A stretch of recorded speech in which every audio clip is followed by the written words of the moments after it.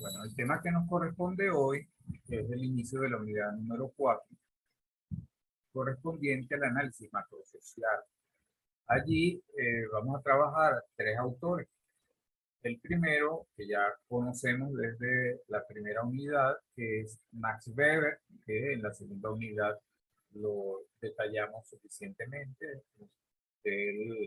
Ustedes trabajaron lo correspondiente a su microbiografía y sus elementos conceptuales fundamentales. Habíamos dicho que su principal interés va desde lo microsocial, pero él no se queda en la parte microsocial, dadas sus influencias del tema histórico y sus influencias del mundo del derecho. Esa visión lo hace ir de lo micro hacia lo macro. Vamos a ver entonces cómo esos elementos que estudiamos para el análisis microsocial está centrado en el tema de la acción social, se convierte en elemento fundamental para entender a la sociedad como totalidad. Recordemos que con él la sociedad no tiene una existencia propia, sino que es la suma de los individuos, de tal manera que él habla en general en términos de probabilidades, la probabilidad que se presente algo de alguna manera tiene que ver con el tema de las estadísticas. La mayor parte de los individuos se inclinan hacia un determinado tipo de comportamiento, va a haber una mayor probabilidad de que ese comportamiento sea el predominante en una etapa histórica determinada. Bueno, vamos a ver que va a analizar a la sociedad en función de diferentes etapas históricas de su proceso de formación en función del predominio de algún tipo de acción social en ese momento. Bueno, entonces acá en la parte macro social de él, nos trazamos como objetivo ver esta revisión de las perspectivas de Max Weber, Carlos Marx y Talcott Parsons. Arrancamos con Max Weber y si nos da chance vamos a ver la primera parte de Talcott Parsons. En el día de hoy la gente está compuesta, bueno, la sociedad desde la perspectiva de Max Weber. Ahí vamos a ver el concepto de racionalidad, los tipos de racionalidad, el concepto de legitimidad, legitimación, digamos como un punto, y su perspectiva de desarrollo histórico de la sociedad a través de un concepto, una categoría que él propone, que es la categoría del modelo de poder dominante. Luego vamos a ver a Parsons. Vamos a intentar iniciar con él, sobre todo los primeros elementos del histórico, y finalmente materialismo histórico. Ese es, digamos, los tres componentes de la unidad número 4. Nosotros hoy vamos a desarrollar Weber y nos vamos a iniciar con Parsons si nos da oportunidad. Okay, entonces estamos aquí, Max Weber y el modelo de la dominación. Ratificamos lo que veníamos diciendo, la sociedad para el amigo Max Weber no tiene una existencia real, sino que es el producto de la acumulación de individuos humanos. O sea, los que tienen de existencia propia son los individuos en su acción recíproca van digamos, motivando, se van interactuando y constituyen el hecho social fundamental que él llama la acción social. Para él, la evolución de la sociedad va desde sociedades muy simples hacia sociedades muy complejas, y esas sociedades más simples son aquellas en las que, recordemos aquello de la dualidad, esa mirada dual de Max Weber, los seres humanos somos a la vez seres racionales e irracionales. Y en tanto seres humanos, la acción social se mueve entre lo racional y lo no racional. Generalmente la irracionalidad la deja para los seres vivos inferiores, para los animales inferiores. De manera tal que de aquellas cuatro formas o tipos de acción social que vimos en su segunda unidad, recordemos que eran dos racionales y dos no racionales. Las racionales tenían que ver con la motivación por los fines, la otra la motivación por los medios. Y las no racionales tenían que ver con el predominio de la afectividad o bien el predominio de la tradición. De tal manera que las sociedades originarias humanas, las más antiguas, eran aquellas en las cuales lo que predominaba era la acción social no racional afectiva. Luego, con el paso del tiempo, estamos hablando de las sociedades más antiguas, en las sociedades ya, digamos, a nivel de edad antigua y edad media, va a predominar la acción social no racional tradicional, y con la llegada de la edad moderna va a predominar la racionalidad. Va a predominar la racionalidad y por tanto, con la racionalidad va a predominar la acción social racional. Entonces, la modernidad, en este caso, es el advenimiento de una sociedad capitalista, burocrática, etcétera, etcétera. Entonces, ese es el modelo en líneas generales que vamos a desarrollar a continuación. Entonces, para ello, hablamos de la racionalidad. O sea, ¿qué es la racionalidad? La racionalidad se deriva de la noción de razón, de la capacidad de discernir, de la capacidad que tienen los seres humanos en sí mismos para tomar decisiones. Fíjense que esto tiene que ver con el tema del mercado. En el mercado, los individuos humanos son o bien ofertantes o bien son demandantes. Y cada uno va tomando decisiones individuales con respecto a la búsqueda de maximizar y mejorar sus condiciones.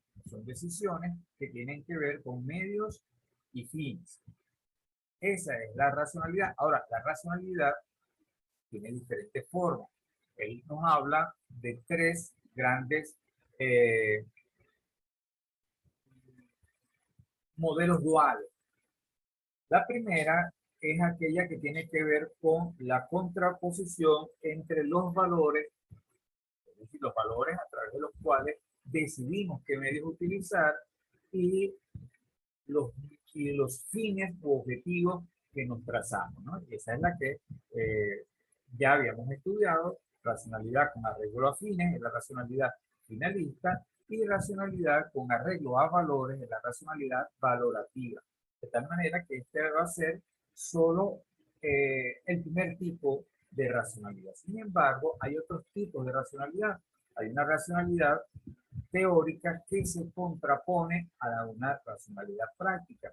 En este caso, la racionalidad teórica está vinculado con el llamado conocimiento científico.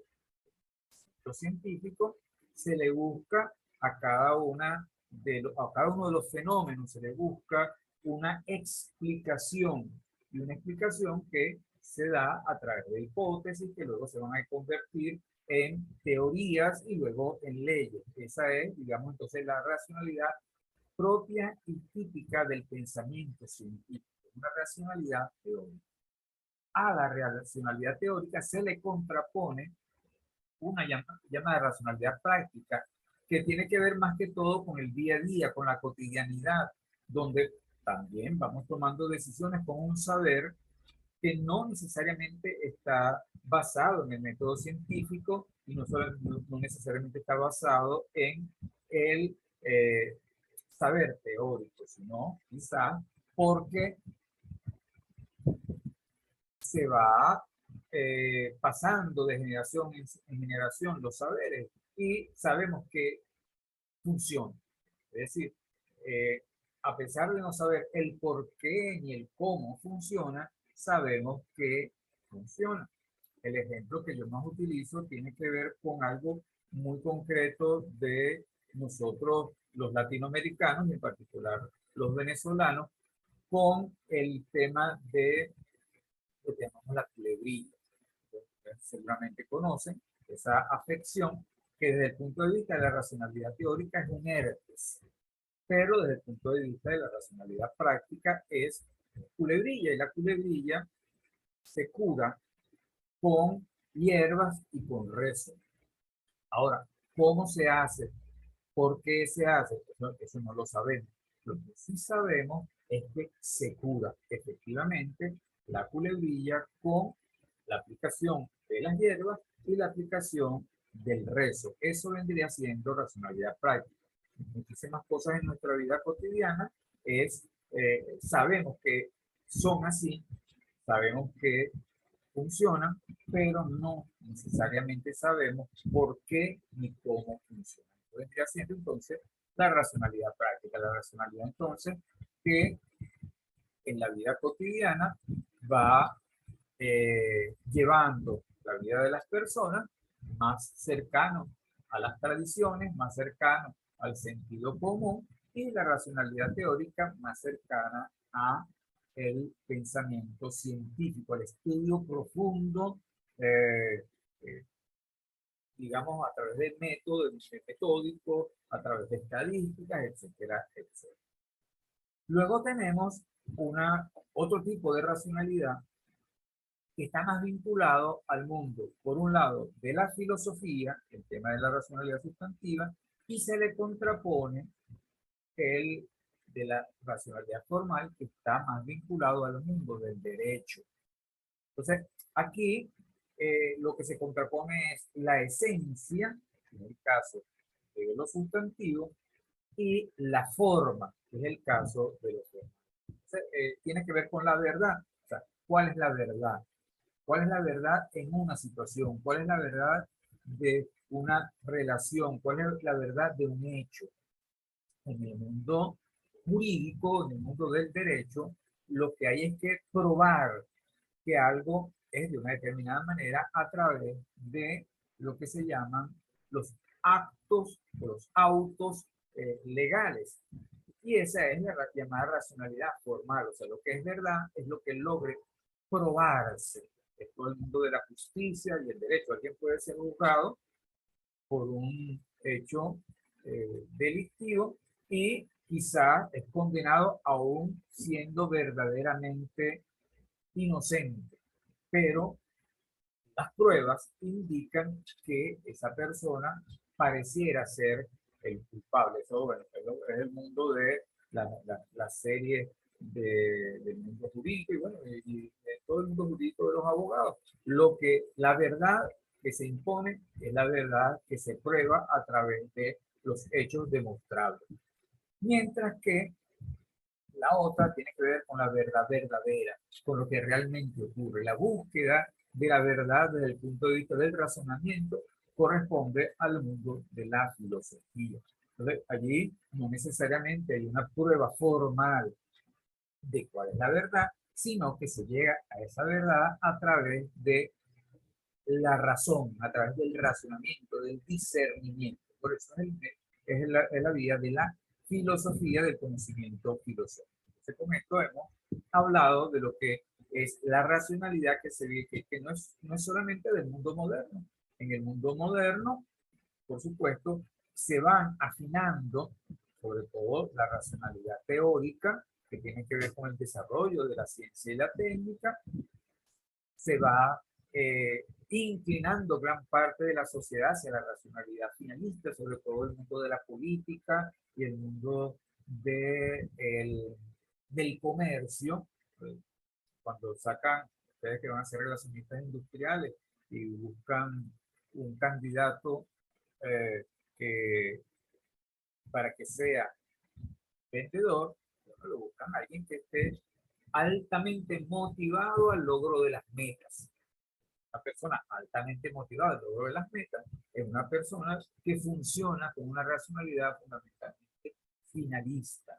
El fin, entonces, justifica los medios. Yo necesito que tú vendas una gran cantidad de productos. Ahora, ¿cómo lo hagas? Bueno, ahí ya es otra cosa.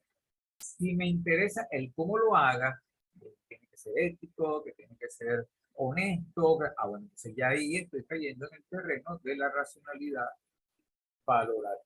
Entonces esta es, digamos, la gran discusión de Max Weber sobre el tema de la racionalidad.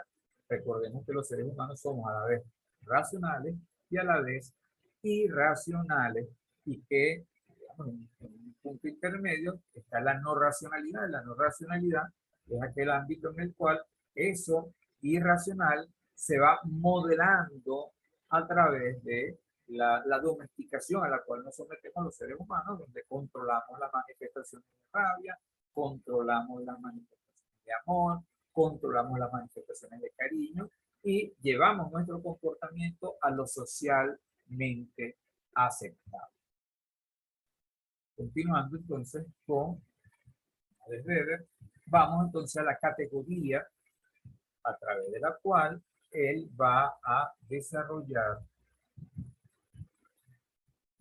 el conocimiento acerca de la sociedad. Entonces, recordemos que la sociedad es una suma de individuos, es un conjunto de individuos. Ahora bien, entonces, en ese término, fíjense que la dominación como categoría se trabaja con el término probabilidad. Es decir, o sea, no es algo absoluto, sino que es lo más probable que ocurra.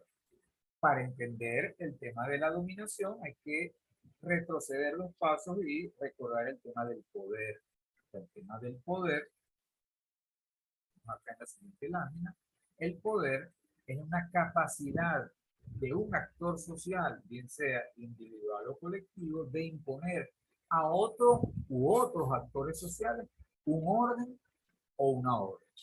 Es decir, es la capacidad que va a tener una acción social de que el otro haga lo que él le impone, lo que él le obliga a hacer. Digamos, vamos a poner un ejemplo de poder real. Un ejemplo de poder real concreto, bueno, una persona que vas por la calle, vas hablando por tu celular y te amenaza con un arma para que le des el celular. Por supuesto, tú no quieres darle tu celular, no quieres darle tus cosas, pero esa persona amenazándote con un arma te da una orden. Y esa orden es dame lo que ahí tú, por supuesto, decides o te sometes a su poder, que es un poder que no es legal, un poder, y ahí entramos al término de la legitimidad. No tiene ninguna legitimidad que esa persona te dé una orden y que tú obedezcas tal orden, pero tiene el poder de imponértelo a través de las armas. Estamos hablando de un ejemplo estrictamente individual, pero lo mismo ocurre entre las naciones. Lo que seguramente ustedes escucharon algún video por allí del expresidente Barack Obama cuando decía que a veces había que torcerle el brazo a algunos países para lograr que ellos hicieran lo que, en este caso, el gobierno norteamericano quería que hicieran. Es decir, torcerle el brazo a un país implica, en este caso, amenazarlo o hacer uso de la fuerza. Como hay un atraco individual, en este caso es algo así como un atraco colectivo, de una sociedad altamente armada, con bombas atómicas, con gran capacidad de invadir otros países, entonces, bueno, le da una orden. Usted debe tener un sistema político y social como el que yo quiero que ustedes tengan. Entonces, ahí en ese caso hay una orden, pero también hay un orden. Tiene la capacidad de imponerle a esa otra sociedad como orden, tiene poder. ¿Es legítimo? Bueno, la legitimidad tiene que ver con la aceptación social. Ahí hay, digamos, entre la sociología y el derecho, digamos, una cierta contradicción que no necesariamente no es resoluble. Para el mundo del derecho es legítimo lo que es legal. Es legítimo lo que es legal. Para el mundo de la sociología es legítimo aquello que es aceptado socialmente, en este caso, por supuesto, por las grandes mayorías. Y se genera, digamos, un orden legítimo que acepta a la gente. Entonces, otra vez, la delincuencia existe porque hay ciertos comportamientos que no tienen aceptación social y sin embargo algunas personas eh, se, se dedican a realizar ese tipo de acciones fuera de la aceptación social. Por supuesto, la sociedad genera un sistema jurídico que le da formalidad a esa aceptación social. Es decir, en este caso, el tema del derecho de propiedad se convierte de un derecho socialmente legítimo a un derecho legal y debe ser aceptado. En el caso del mundo, entre los países hay un orden mundial que tiene que ver con las relaciones internacionales y esas relaciones internacionales tienen también un marco jurídico, las Naciones Unidas, y existen convenios internacionales que dan legalidad o no a los comportamientos de las diferentes sociedades. En este caso, esa orden que da generalmente el gobierno norteamericano y la utilización de la amenaza de uso de la fuerza, si no toman en ese país la decisión que ellos corresponden, es totalmente ilegal en el mundo contemporáneo y es ilegítimo. Es decir, no hay aceptación de ello. Sin embargo, el poder es una situación de hecho y de facto, dicen la gente, un poder de facto. Son situaciones ilegítimas, ilegales, pero reales, de aplicación del poder. Y no recordemos que para el fin de la Segunda Guerra Mundial utilizó por primera vez los Estados Unidos de Norteamérica y un país que nadie lo había hecho, un arma de destrucción masiva como es la bomba atómica para poner de rodillas al imperio japonés. Entonces, allí hablamos de ese de poder, de legitimidad. Cuando el poder es legítimo, cuando tiene una aceptación por parte de quien es objeto del poder, entonces estamos hablando de dominación. El poder legítimo es dominación. Eh, Pensemos un ejemplo muy simple, el ejemplo de la relación padre-hijo, madre-hijo, eh, en la cual entonces el padre emite una orden y el hijo la acepta. O sea, ¿por qué la acepta? Porque es mi padre. Se nota muchísimo más cuando quien da la orden no es ni la mamá ni el papá, y entonces el muchacho le dice, tú no me das órdenes, tú no me regañas, tú no eres mi mamá, tú no eres mi papá. No, tú no eres mi papá. Allí la condición de madre y padre legitima, en este caso, el poder de esa persona, mamá, papá, sobre el hijo, ¿no? Entonces, él está sometido a la dominación, es decir, al poder legítimo de su papá. Eh, Hay una situación, vamos a poner, a tirarlo un poquito con el tema de el machismo y el patriarcado, ¿no? El caso de que la mujer en el matrimonio le debe no solo respeto, sino obediencia al esposo, al marido. En sociedades más antiguas, eso era algo totalmente y es de estricto cumplimiento.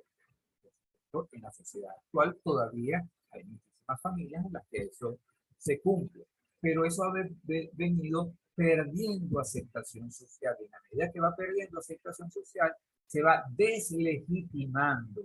De tal manera que en las parejas de hoy hay una lucha por la igualdad de derechos en términos de poder entre el hombre y la mujer dentro de la pareja, pero eso en los años 50, en los años 20, 30, 40, 50 del siglo XX, no era factible, no era posible. La mujer aceptaba de entrada que pasaba del poder y de la dominación del padre al poder y la dominación del marido. El marido entonces le debe respeto y le debe obediencia. Entonces, allí el ejercicio del poder desde el punto de vista del patriarcado lo tiene el hombre por aceptación social. Eso, bueno, desde el siglo XX está en cuestión y va justamente deslegitimándose de alguna manera, aun cuando mantiene en gran parte de las sociedades, sobre todo en las sociedades latinoamericanas, que son sociedades fundamentalmente machistas, una eh, validez, una validez. Es muy probable, recuerden, que en unos minutos se desconecte por efectos de el tiempo de Zoom. Entonces, a lo mejor en unos minutos más bien nosotros nos desconectamos y nos volvemos a conectar para no cortar. El último entonces de los conceptos que está vinculado con esto es el de autoridad. La autoridad es poder legítimo. ¿Quién es la autoridad? En la casa la autoridad, mamá, papá, en la escuela el maestro y sobre el maestro la directora, el director en nuestra universidad. Entonces el profesor es la autoridad en la clase, tiene un poder legítimo, decide quién entra, quién sale, quién aprueba, quién no aprueba, es decir, tiene un poder, tiene una capacidad de imponer un orden allí y está vinculado al papel legítimo de aceptación social y legal, porque bueno, tiene un contrato que dice, bueno, usted tiene el poder de hacerlo en tanto profesor. Y bueno, la máxima autoridad de la universidad es en este caso la rectora, los decanos, son autoridad porque la ley establece que ellos tienen un poder dado por la ley y por tanto son poderes legítimos. En la empresa, generalmente, el jefe, el gerente, es una persona que ha sido, se le delega un poder legal para que dé órdenes. Y quienes son los subordinados están obligados, si quieren permanecer en la organización, a seguir ese orden, a seguir esa orden. Con estos elementos, entonces, tenemos, digamos, ya claridad de lo que es la dominación. La dominación es poder legítimo. La dominación está vinculado con el poder legítimo. Es la probabilidad de que un grupo determinado de personas obedezcan determinadas órdenes. La obediencia en tales órdenes puede basarse en diversos motivos. Toda dominación procura despertar y cuidar su legitimidad entre aquellos entre los que actúan. La dominación es poder legítimo, aceptado de manera indiscutible por quienes los pensemos mientras vamos y venimos en el caso de los reyes en la monarquía. Nosotros vivimos en una república, nosotros no tenemos reyes. En Inglaterra el rey, en España hay rey, reino, hay un reinado. Entonces, ¿cuál es el origen de que los grandes grupos humanos que viven allí le deban obediencia al rey, a la reina, le deban obediencia a la monarquía? Les dejo esa pregunta mientras entonces nos desconectamos unos minutos y nos volvemos a conectar.